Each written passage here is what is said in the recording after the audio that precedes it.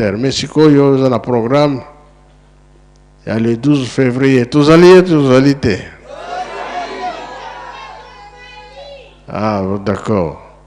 L'obisi va pécher un programme à Tongo. Kembo na Kembo. Il y a un tomati pour la misala. Bambate. Makamo mingi. Tata molimo santo salaki. Oye zali ke biso to telem la makamo wana. Tolonga nango. Makamo pe mingi batata basalaki. To telem la makamo wana tolonga nango. La yelu selemi akala. Na tango ya nkolo Yesu. Ayaki akuti bango na bawumbu. Pe tango babomaki ye. Bayuda bamone oh.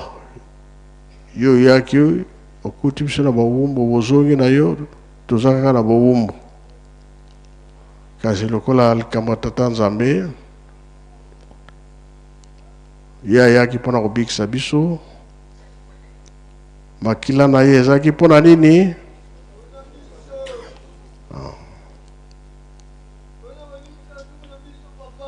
Toza bato masumu hein?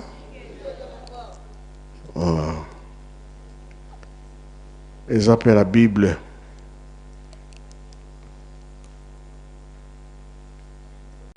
Bato ningo bilaka eza kumela. Zambe pe azotala na biso kaka boye. Tata Nzambe atali makambo tosalaka na masumu na biso. Akobikisa biso? Akobikisa biso te.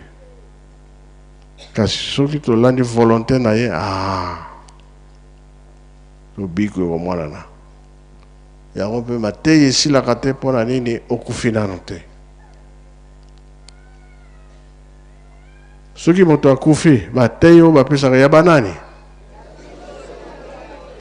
Biso toza bomoi. Yesu akufi ya ye esili.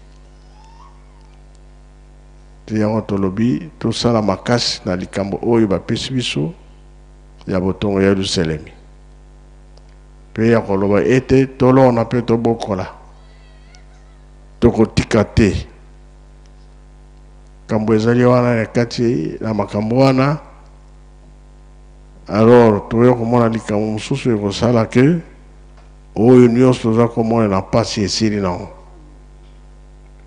Yango wana mpona lelo nga na telemi nano wana na silisi na kombo ya tata mwana pe tata molimo santo. Amen.